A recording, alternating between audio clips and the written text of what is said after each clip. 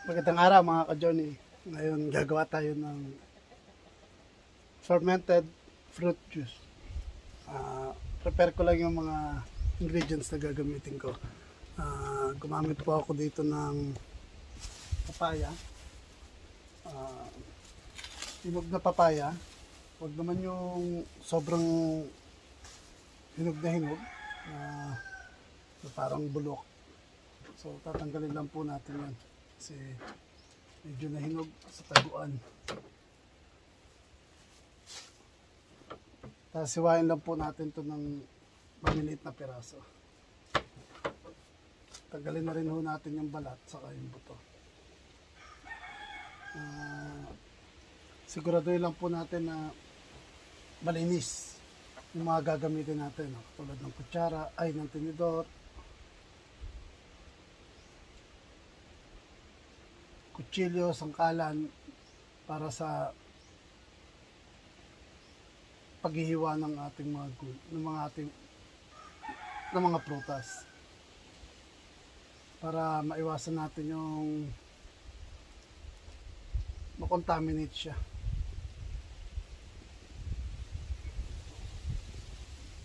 Tapos gumamit din ako ng saging.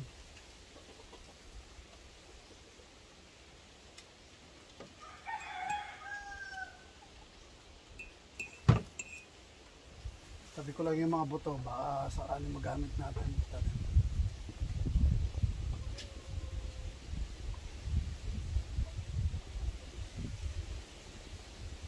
Huwag na po natin isama yung buto. Yung mismong pinaka prutas na lang isama natin. Pero sa saging, sasama na po natin kahit pati yung balat. Kasi nasa balat yung sa saging, yung may potassium yung balat ng saging, kaya isasama na natin.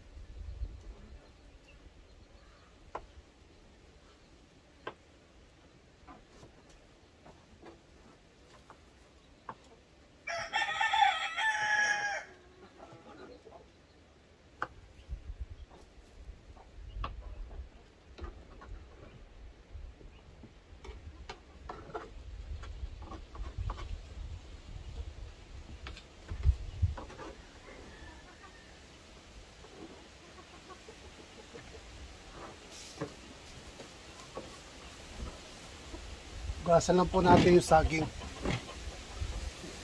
Sandali lang.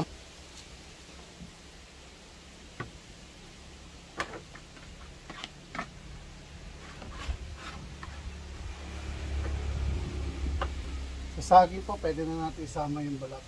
Tulad ng sabi ko, nandito yung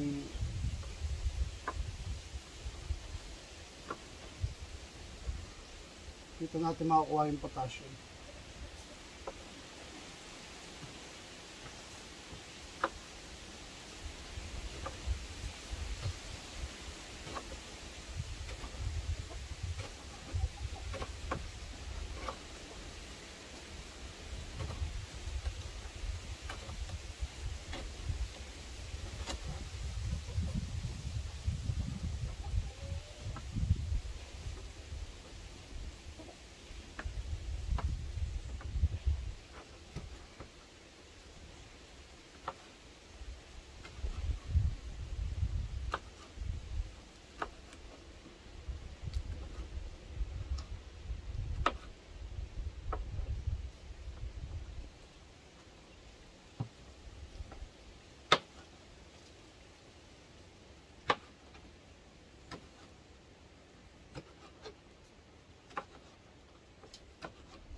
Pwede po kayong gumamit din ng ripe na saging. Basta wag lang yung sobrang ripe.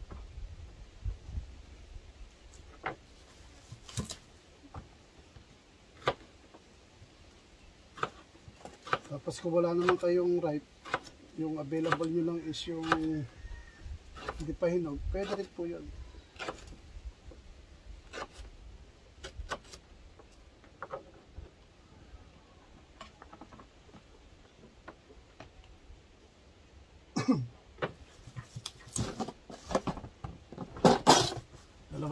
Dalawang klase ng prutas yung na na paghahalo ko kasi ito lang po yung available.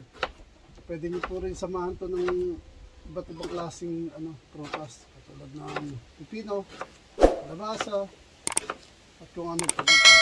Kaya tinawag na fruit. So pwede nyo pong gamitin.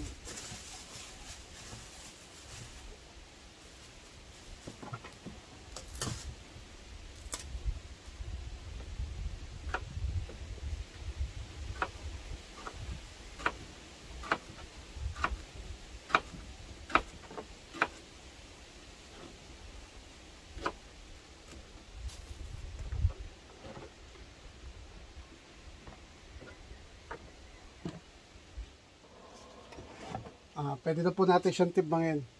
Basta tandaan nyo lang po, 1:1 po ang ratio ng ating ginagawa. So, kung meron kang 1 kilong fruits, dapat 1 kilong molasses din. Tapos kung wala po kayong molasses na available, pwede nyo naman pong gamitin yung brown sugar.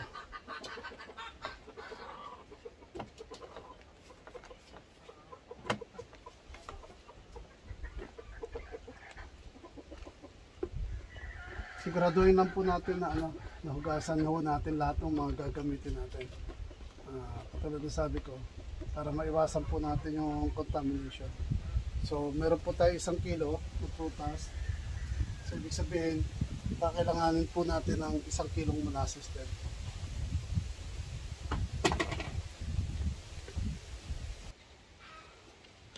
Naihalo na po natin yung molasses. So, 1 kilong prutas, 1 kilong molasses. So, halu-haluin lang po natin.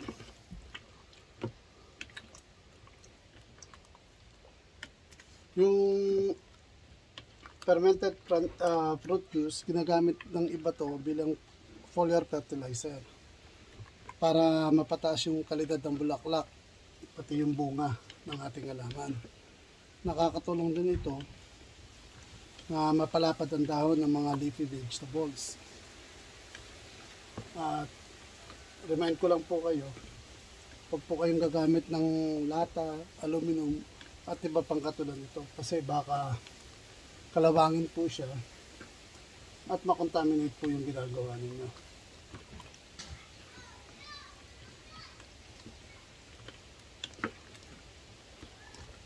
Tapos pwede nyo po siyang buruhin for 7 days or 1 week up to 1 month. Tapos isang linggo, pwede nyo po siyang buksan para malaman ninyo kung contaminated siya o pwede siyang gamitin. Pag merong malalaman nyo po yun na contaminated yung ginawa ninyo, kapag ika 7 days buksan nyo siya, maamoy nyo na may di ka nais na amoy at saka may uod. Ibig sabihin na contaminate yung ginagawa ninyo, kaya hindi nyo to pwedeng gamitin. Tapos kapag ang amoy naman niya matamis, saka yung kasing amoy niya yung prutas na ginamit nyo, ibig sabihin hindi siya kontaminado at pwede nyo siyang gamitin. Safe siyang gamitin sa ating mga halaman. So paano naman po gamitin to? Sa 2 kutsara ng ating solusyon, ng ating pagbuburo, yung liquefied niya, kailangan niya ng 1 litrong tubig. So 2 kutsara nito sa 1 litrong tubig. Pwede niyo po siyang i-spray sa ating mga halaman bago siya mamulaklak. Tapos pagkatapos po natin haluin, takpan lang po natin siya. Kayo na po bahala kung gagamit kayo ng takip nito, netong lalagyan nyo, or papel at saka tela. Pero siguraduhin nyo lang po na masisilyado nyo siya para hindi siya pasukin ng anumang insekto. Para doon, may iwasan natin yung yung pagkakakontaminado ng ating ginawa. So tapos na tayo, store lang po, tapos na po tayo, store na lang po natin siya sa medyo madilim na lugar at hindi nasisinagan ng araw. Lagyan lang po natin siya ng label para hindi niyo makalimutan. Ako po kasi hindi na ako naglalagay kasi ito pa lang yung ginawa ko ngayon. So kung magkakabisado ko na kung kailan ko siya i-harvest. So yung pag-harvest o pagbuburo na ito, depende na po sa inyo. Pwede nyo pong gamitin na siya after 7 days or gusto nyo pa siyang gawin until 1 month. Tapos kung decidido na kayo na gamitin siya after 7 days, salain nyo lang po yun. Salain nyo lang po itong ginawa natin para yung mga solid form pa hindi natin maisama.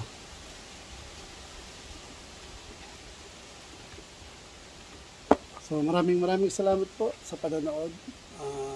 Kung sa tingin nyo may natutunan kayo rito, paki-like na lang po, paki-share na lang para sa mga makatulong tayo sa iba pang mga farmer natin na gustong gumawa ng ganitong klaseng organic fertilizer.